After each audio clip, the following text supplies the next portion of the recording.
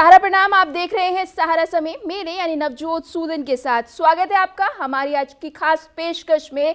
आतंक का भांडाफोड़, पाकिस्तान की खुफिया एजेंसी आईएसआई की साजिशों का फिर भांडा फूट गया है। दिल्ली और यूपी में स्पेशल सेल के मारे गए छापों में पकड़े गए कुल 9 आतंकियों में कई ऐसे हैं जिन्हें पाकिस्तान में बाकायदा ट्रेनिंग दी गई है। इनमें से 6 दिल्ली से, 3 आतंकी यूपी से गिरफ्तार किए गए। दरअसल त्योहारों में दहशत फैलाने के इरादे से पाक मॉड्यूल के इन आतंकियों को पिछले 2-3 महीने में भारत में दाखिल कराया गया। 2 गुटों में बटे इन आतंकियों में एक गुट को भीड़ भाड़ वाली जगहों पर धमाके करने थे, जबकि दूसरे गुट को कुछ खास लोगों की टारगेट किलिंग करनी थी।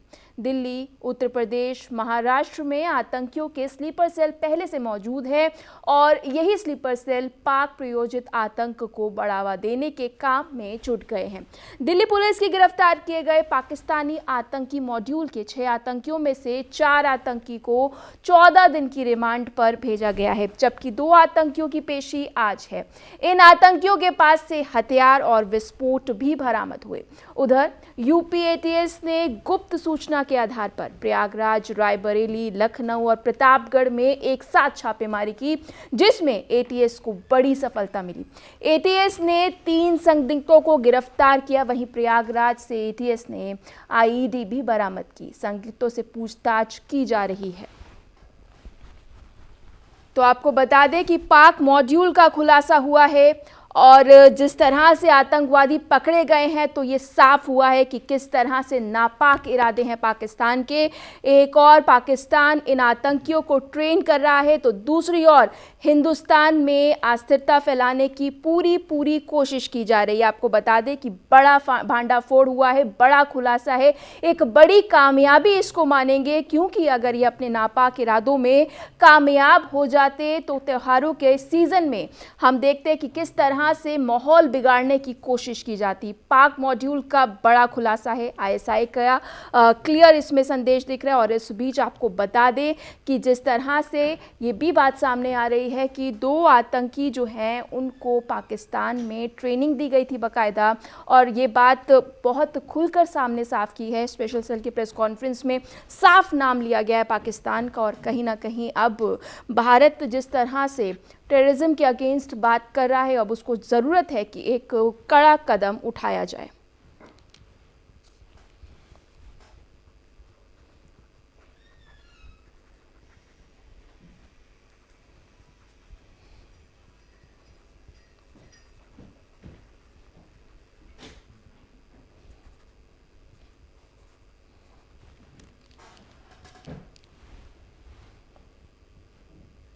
हमारे साथ चर्चा करने के लिए पूरा पैनल मौजूद है, लेकिन सबसे पहले मैं अनिल गर्ग जी आपका स्वागत करना चाहूँगी और आपसे ये समझना चाहूँगी कि जिस तरह से ये पाक मॉड्यूल का भांडाफोड़ हुआ है, एक और पाकिस्तान बड़ी हमारे लिए चुनौती है, और अब जिस तरह से ये टारगेट किया जा रहा है, त्योहारों के टाइम पे हम देख रहे हैं किस तरह से टारगेट किया जा रहा है, क्या कुछ स्ट्रेटेजी रहेगी इंडिया की? देखिए, इंडिया की स्ट्रेटेजी पहले से बहुत क्लियर है जी। किसी भी चीज़ को निपटने के लिए 3 तरीके होते हैं। सबसे पहला तरीका जो होता है वो है प्रिकॉशंस। जी। प्रिकॉशंस में हम लोगों की जो इंटेलिजेंसी है, इंटेलिजेंस की जो टीम है, चाहे वो अक्रॉस द बॉर्डर हो चाहे इनसाइड नेशन हो, वो पूरी अलर्ट है, कहाँ पे क्या चल रहा है उनकी कड़ी नज़र है। तो प्रिकॉशंस के नाते ही इंटेलिजेंस को ये कामयाबी है कि उन्होंने इनपुट दिए, नहीं तो अपने आप तो दिल्ली पुलिस स्पेशल सेल को नहीं पता लगता कि कौन कहाँ पे आतंकवादी बैठा है। तो इंटेलिजेंस की सफलता है और उनकी कड़ी मेहनत है कि हमें पता लगा धमाका होने से पहले ही वो लोग पकड़े गए। एक बात। दूसरी बात है फिर ट्रीटमेंट मतलब कि अगर हमें पता लगता है कि सामने से कोई आतंकवादी गुट हो या कोई विरोधी देश हो या फिर कोई एक गुट हो भारत के खिलाफ कार्रवाई कर रहा है, तो उसका क्या इलाज किया जाए।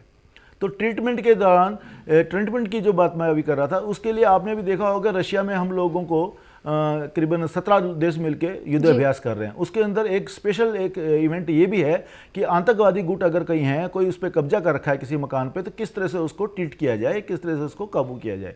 तो ये दोनों चीज़ साथ साथ चल रही हैं। मैं समझता हूँ भारत को बहुत अच्छे से मालूम है कि पाकिस्तान एक आतंकवादी देश कहने को नहीं है, लेकिन वो हमेशा आतंकवादी गतिविधियों खासकर भारत में बढ़ावा देता है। वैसे तो पूरे विश्व में पाकिस्तानी आतंकवादी जाते रहते हैं। अब खासकर अफगानिस्तान में तालिबान आने के बाद ये हमारी समस्या और बढ़ गई है। तालिबानी जेल ने जो अफगानिस्तान में जेल में जो लोग बंद थे वो सारे के सारे लोग पीओके में आ गए। पीओके से वो लाइन ऑफ कंट्रोल पास करने की कोशिश कर रहे हैं। भारत की सेनाएं सतर्क हैं, बीएसएफ भी सतर्क है, इसलिए वो कामयाब नहीं हो रहे, लेकिन इक्का दुक्का कामयाब भी हो सकते हैं। तो भारत की सेनाएं भी सतर्क है, इंटेलिजेंस भी सतर्क है और भारत पूरी तौर से इसको काबू करने में सतर्क है।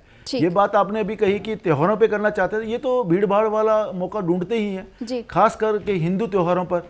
अब नवरात्रे आ रहे हैं, उसके बाद रामलीला भी साथ साथ शुरू हो जाती हैं, दिवाली आ रही है, तो इस तरह से मौके वो ढूंढते हैं। लेकिन मैं मान के चलता हूँ कि इसमें इनको कामयाबी नहीं मिलेगी। भारत की इंटेलिजेंस भी कामयाब है और भारत की दूसरी सेनाएं भी कामयाब है। ठीक है, सुप्रीम कोर्ट के वकील हमारे साथ मौजूद हैं, अश्विनी दुबे जी। सर, स्वागत है आपका। मैं आपसे समझना चाहूँगी कि एक और तो हम देख रहे हैं कि इंटेलिजेंस किस तरह से काम कर रही है, इनपुट पर जाकर पकड़ लेते हैं, लेकिन पकड़ने के बाद जो राह होती है वो थोड़ी जो अगर बात की जाए तो मुश्किल होती है, क्योंकि लीगल एड के तौर पर जिस तरह से इनको इस पूरे लॉ की अगर बात की जाए, जिस तरह से फ़ायदा उठाया जाता है, क्या कुछ चेंजेस की ज़रूरत है इस वक्त देश को?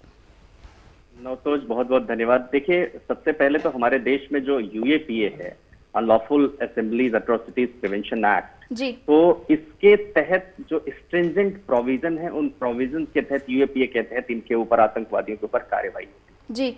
अब सबसे पहले तो धन्यवाद इस सक्सेसफुल ऑपरेशन के लिए हमारी इंटेलिजेंस एजेंसीज का, दिल्ली पुलिस की स्पेशल सेल का, जिसने पूरे कोऑर्डिनेशन के साथ काम किया और एक बड़ा खतरा देश के ऊपर जो आ रहा था उसको टाला जी। अब सवाल ही साथ होता क्या है कि जब कभी किसी आतंकवादी को या पॉक मॉड्यूल के या किसी विदेशी धरती पर बैठे आईएसआई या किसी और जो हमारे देश के दुश्मन है, एनिमी कंट्रीज है, उसका जो मॉड्यूल लेकर के लोगों को यहाँ पर ट्रेन करके भेजा जाता है, उसके बाद उनको ग्लोरीफाई करने की, ग्लोरिफिकेशन की जो प्रक्रिया शुरू होती है, खास तौर से पॉलिटिकल अपीजमेंट के लिए देश के लोगों में, तो मैं समझता हूं कि वो जो स्मूथ इन्वेस्टिगेशन होना चाहिए, वो स्मूथ इन्वेस्टिगेशन को हैम्पर करने की कोशिश करते हैं, ये कह के कि एक जाति धर्म विशेष के ऊपर ही अटैक हो रहा है। उसको रोकने के लिए जरूरी है कि ये जो ग्लोरिफिकेशन करने वाले लोग हैं, उन ग्लोरिफिकेशन करने वाले बेशक बातों की तो बहुत की जाती है कि आतंकवाद का कोई धर्म नहीं है, लेकिन हमने देखा है कि अगर परसेंटेज की बात की जाए तो किस परसेंट में मुस्लिम समुदाय के लोग अगर बात की जाए तो उनको बोला जाता है। और अब ज़रूरत है कि धर्मगुरु भी सामने आए और बात करें कि अगर इस तरह की चीज़ें आप इन्वॉल्व होते हैं तो आपको इस धर्म में रहने का कोई हक नहीं है। ये ज़रूरत है अब टाइम।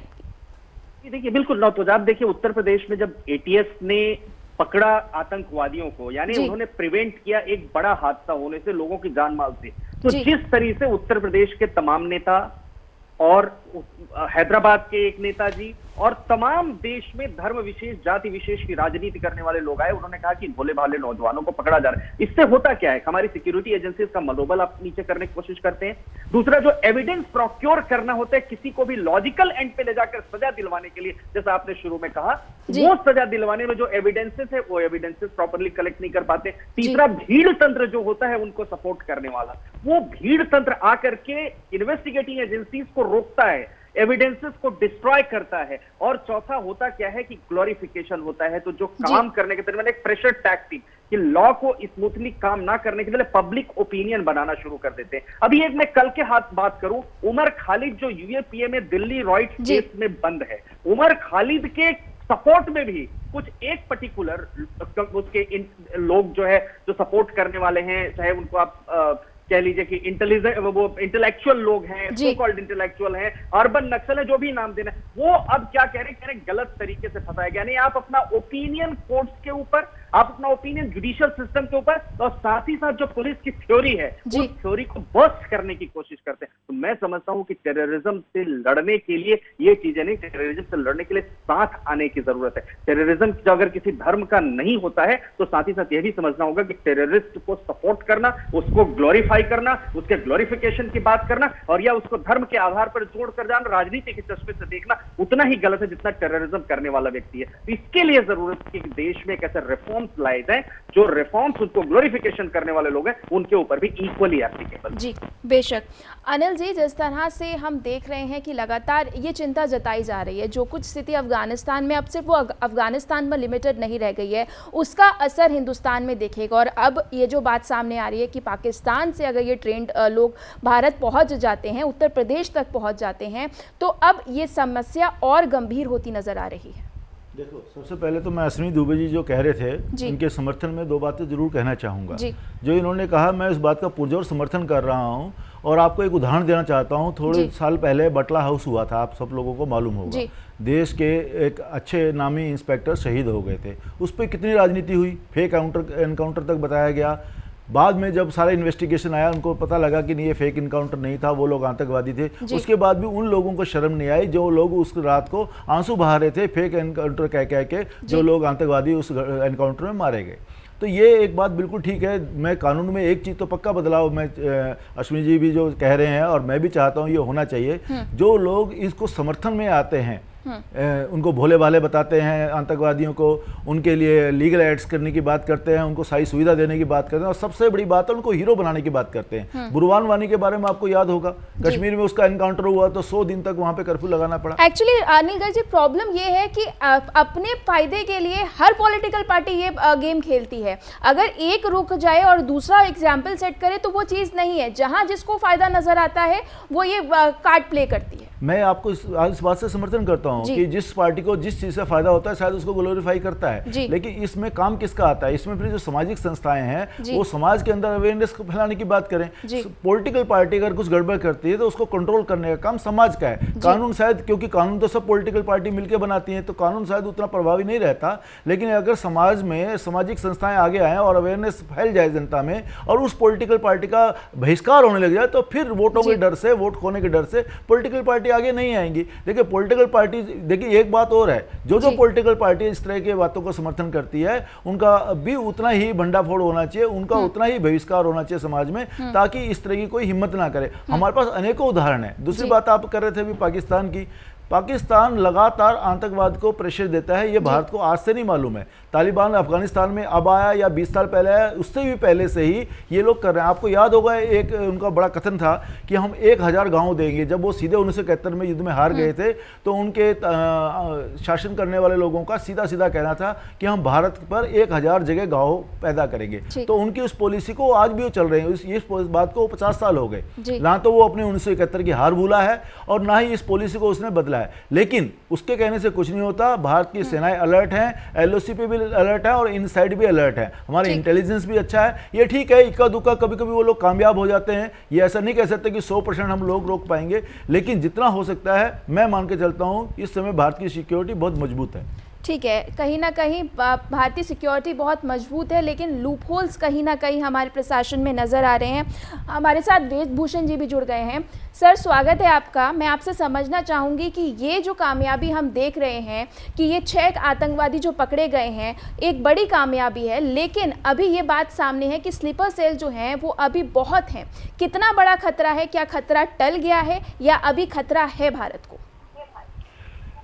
नवजोत, अफगानिस्तान का तालिबान से जो और पाकिस्तान से जो शुरुआत हुई है आतंक की, ये केवल इसका एक एग्जाम्पल है जी। अभी इसका केवल आगाज हुआ है जी। जो तालिबान और पाकिस्तान मिलकर पूरी दुनिया के लिए एक बहुत बड़ी चुनौती बन गए हैं। पूरा विश्व हाथ में हाथ पकड़कर देख रहा है कि अब आने वाले टाइम में क्या होगा। उसका एक बहुत छोटा नमूना है। आपको याद होगा मुंबई धमाके के बाद डी कंपनी नेस्तनाबूद हो गई थी, बिल्कुल खत्म हो गई थी, उसका एग्जिस्टेंस हिंदुस्तान से खत्म हो गया था। अब वो दोबारा अपनी पैर जड़ाने की कोशिश कर रहे हैं और उसी क्रम के अंदर आईएसआई के साथ जो उन्होंने हाथ मिलाया है, जो दाऊद इब्राहिम के भाई हैं अनीश, वो अब नए उन्होंने फील्ड के अंदर कदम रखा है। उनकी कोशिश है कि हिंदुस्तान से नवयुवकों को इकट्ठा करें, सेलेक्ट करें, उनको ट्रेंड करें और हिंदुस्तान के अंदर दोबारा से अपना साम्राज्य स्थापित करें। वो कहते हैं ना, संभल के रहना अपने घर में छिपे हुए गद्दारों से। तो हमें बाहर से खतरा कम है, अब हमारे अंदर जो गद्दार छिपे हुए हैं जिनकी पहचान करना हमारी जिम्मेदारी है। अब पेगासिस जैसे एक इंस्ट्रूमेंट, उसका जो विरोध किया गया पार्लियामेंट के अंदर, ये पेगासिस का इस्तेमाल यदि हमारी संस्थाएं करें, हमारे लोग करें, तो ये बहुत अच्छी कामयाबी की बात होगी। और इसी क्रम के अंदर, क्या आप सुन पा रहे हैं? जी जी जी सर बोलिए। हाँ, उसी क्रम के अंदर ये एक आगे कार्रवाई है। अभी जो पाकिस्तान का रोल इसके अंदर निकल कर आ रहा है वो सबको बताएगा कि किस तरह से पाकिस्तान ने अपने नापाक इरादे के तहत ये सारी कार्रवाई की और किस तरह से हिंदुस्तान की जो एजेंसीज है, ना केवल उनसे आरडीएक्स बरामद हुआ, भारी मात्रा में ऑटोमेटिक हथियार उनके पास से पकड़े गए। ये ना केवल दिल्ली पुलिस की, पूरी हिंदुस्तान की पुलिस की एक बहुत बड़ी कामयाबी है। अभी इनको पुलिस रिमांड में लिया जा रहा है, इन्वेस्टिगेशन अभी की जा रही है। उम्मीद है आने वाले टाइम में और बड़े खुलासे होंगे और जल्दी ही सारी चीजें निकल कर आएंगी और तमाम चीजें आपस में लिंक एस्टेब्लिश होगा कि किस तरह से ये तमाम चीजें घटित हो रही हैं आने वाले टाइम में।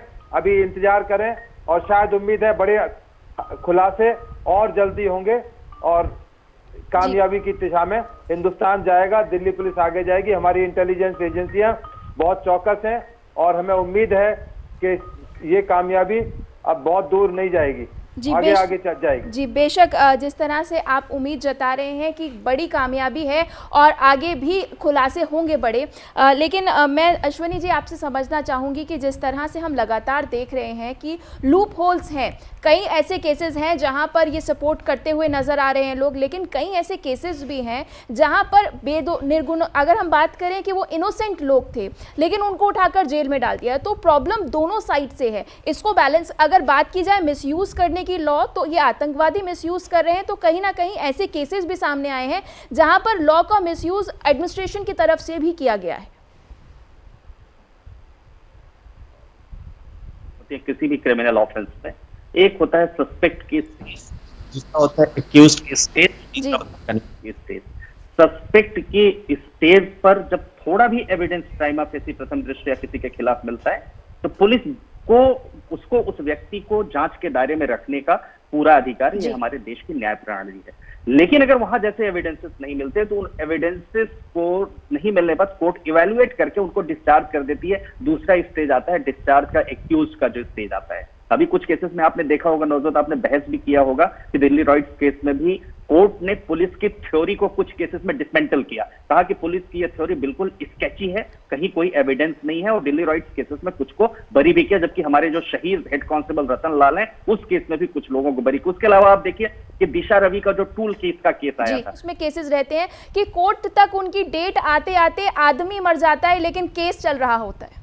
इसीलिए जरूरत है रिफॉर्म्स की, ऐसे reforms, judicial reforms, police reform, ऐसे रिफॉर्म्स देश में लाए जाएं कि कुछ ऑफेंसेस को कैटेगराइज किया जाए। कैटेगराइज जैसे यूएपीए के अंतर्गत के जो केसेस हैं, जैसे रेप के केसेस में फास्ट ट्रैक कोर्ट बनी, विमेन अगेंस्ट ऑफेंसेस में, सीनियर सिटीजन के, उसी तरह से यूएपीए जैसे केसेस में भी फास्ट ट्रैक कोर्ट में इनका डिस्पोजल हो, ताकि जो देश की कानून व्यवस्था है उसके मुताबिक निर्दोष व्यक्ति उसमें नहीं फंसा जाए, और दूसरा जो दोषी है उसको तुरंत पनिशमेंट। होता क्या है, आप कसाब को देखिए, बहुत फास्टेस्ट मोड में हमारी इन्वेस्टिगेटिंग एजेंसीज ने, पुलिस ने, सपोर्टिंग जो फॉरेंसिक एक्सपर्ट की डिफरेंट एजेंसीज, उन्होंने एकदम से इन्वेस्टिगेशन करके उसको लॉजिकल एंड पर लगा। लेकिन हैंगिंग में कितना टाइम लगा? हैंगिंग में आखिरी तक एग्जीक्यूट करने में बहुत टाइम लगा। निर्भया केस में आप देखिए कि 16 साल के आसपास का समय लग गया हैंग करने में उन एक्यूज पर्सन को। तो मैं समझता हूं कि टाइम फ्रेम होना जरूरी है, वो रिफॉर्म्स लाने की जरूरत है, जिन रिफॉर्म्स के बेसिस पर जो एक्यूज है उस एक्यूज को अगर वो दोषी है तो कन्विक्ट किया जा सके और समाज में उदाहरण पेश किया जाए। अब दूसरा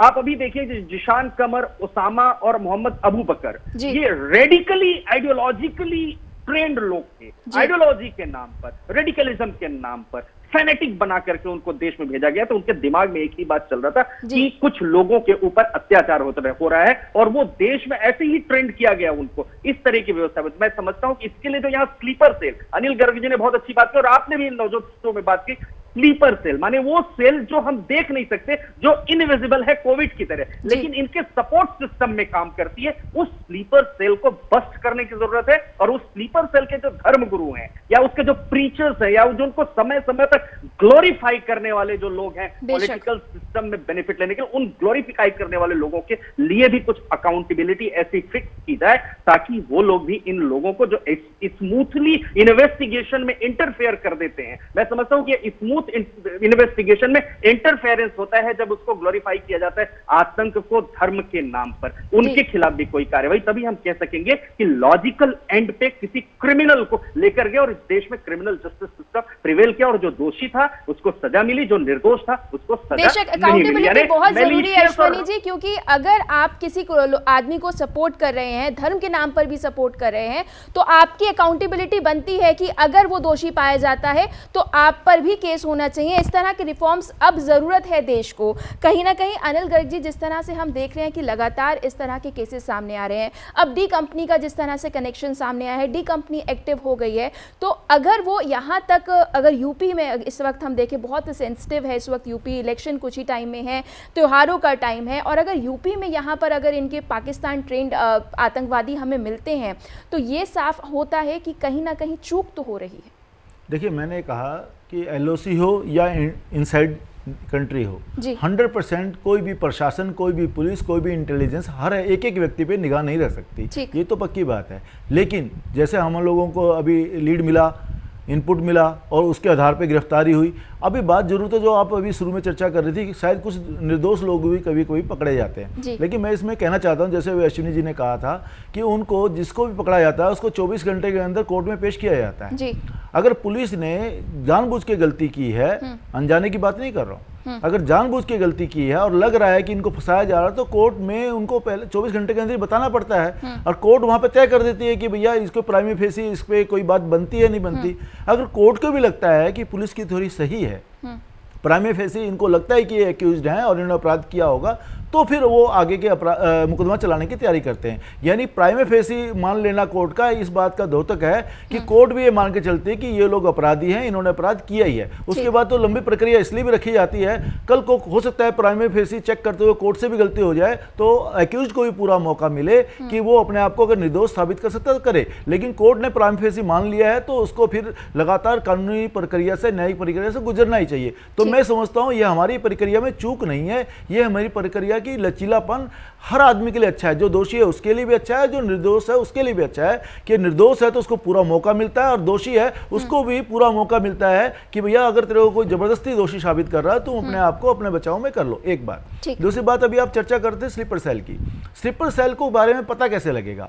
अगर अभी जैसे 6 लोग यहाँ पकड़े गए, 3 लोग यूपी में पकड़े गए, अगर रिमांड में लेके पुलिस इनसे बात करेगी तभी तो अपने ये कॉन्टैक्ट बताएंगे। इन कॉन्टैक्ट्स को आगे फिर रीचेक करना, उनके खिलाफ सबूत जुटाना, ये कोई आसान काम नहीं है। हम कई बार पुलिस को बड़े सामने से बोल देते हैं कि भाई बहुत आसानी से किसी को पकड़ लिया, लेकिन उनको लगातार कोर्ट का सामना करना पड़ता है, कोर्ट को बताना पड़ता है हमने किस बिहाफ पे इसको पकड़ा। इसके लिए अच्छी चीज है जो मेरे साथी अभी बात कर रहे थे, फोरेंसिक जो रिपोर्ट्स हैं आजकल एविडेंस के नाम पे, बाकी एविडेंस तो ना तो समाज रहने देता है ना राजनीतिक पार्टी रहने देती है, गवाह होते हैं जो अगर वो मुकर जाते हैं, तो आजकल जो फोरेंसिक रिपोर्ट है वही इकलौता स्ट्रॉन्ग एविडेंस है। मेरी बात से अश्विनी जी सहमत होंगे, और अधिकतर 90% से ज्यादा मामले जो अभी तय होते हैं या फैसले होते हैं फोरेंसिक एविडेंस भी होते हैं, और पुलिस इस काम को ठीक से कर रही है। मैं जानता हूं कि अब टेक्निकली फोरेंसिक एविडेंस ठीक से जुटाए जा रहे हैं, और जो एक्यूज्ड हैं अगर उन्होंने दोष किया है, दोषी हैं, तो वो सजा भी पाते हैं फोरेंसिक रिपोर्ट के आधार पर। ठीक है।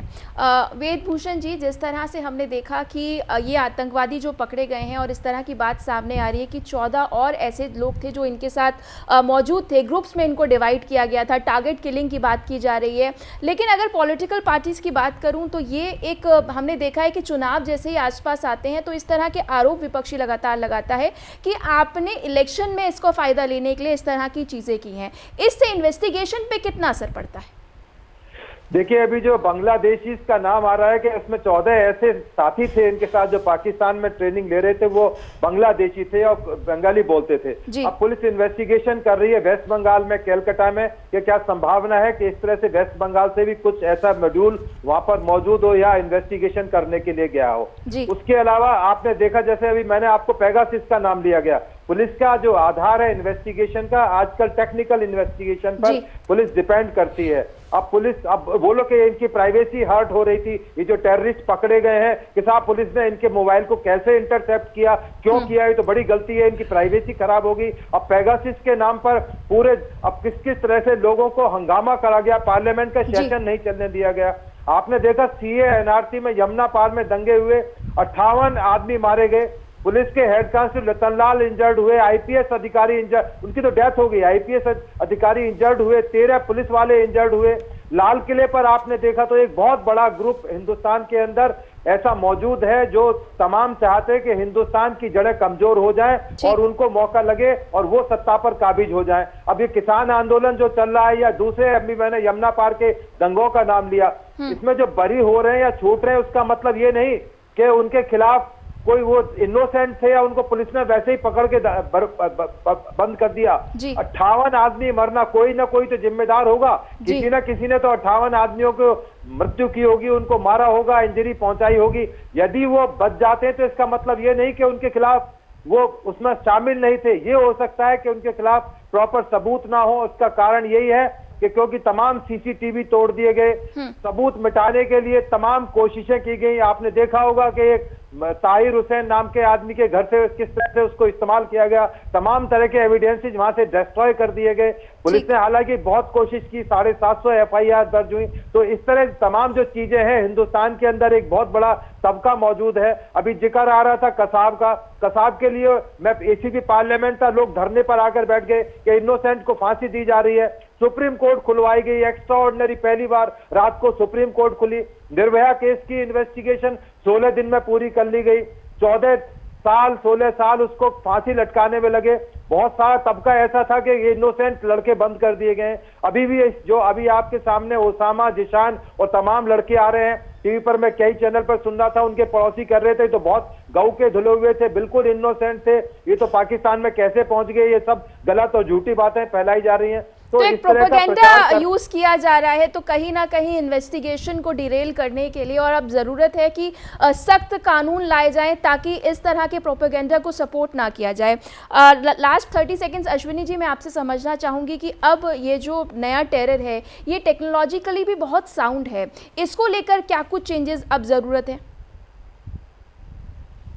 टेक्नोलॉजी को भी एडवांस करने की जरूरत है जी। हमें, जो जैसा वेदभूषण जी ने अच्छी बात कही कि हमें अपनी जो टेक्निकल टीम है, जो हमारे टेक्निकल लीगल रिसोर्सेस हैं और जो लॉ है उसको एडवांस बनाते हुए किसी के भी मोबाइल को अगर इंटरसेप्ट करना है तो उसको राइट टू प्राइवेसी के वायलेशन से नहीं देखा ना जाए। नो डाउट हम डेमोक्रेसी में 9 जजेस बेंच की जजमेंट है जस्टिस के.एस. पुत्तुस्वामी के, जो कहती है कि राइट टू प्राइवेसी हर एक इंडिविजुअल का एक फंडामेंटल राइट है। लेकिन वो जजमेंट का एक टेस्ट ये भी है कि अगर राइट टू प्राइवेसी के अगेंस्ट भी काम करना पड़ता है, किस लिए? कंट्री की सॉवरेनिटी और इंटीग्रिटी के लिए, तो करना पड़ेगा। वहां जो छोटी सी थिन लाइन है, उस थिन लाइन का बेनिफिट लोग उठाते हैं। तो मैं समझता हूं कि एक ऐसे और रिफॉर्म की जरूरत है जिससे पुलिस को तमाम वो बेशक कहीं ना कहीं कानून में फ्लेक्सिबिलिटी है, लेकिन इसका मतलब ये नहीं कि इस फ्लेक्सिबिलिटी को गलत तरह से इस्तेमाल किया जाए। अश्विनी जी धन्यवाद, आप हमारे साथ जुड़े। वेदभूषण जी आपका भी धन्यवाद हमारे साथ जुड़ने के लिए, और अनिल जी आपका भी धन्यवाद तमाम महत्वपूर्ण जानकारी के लिए।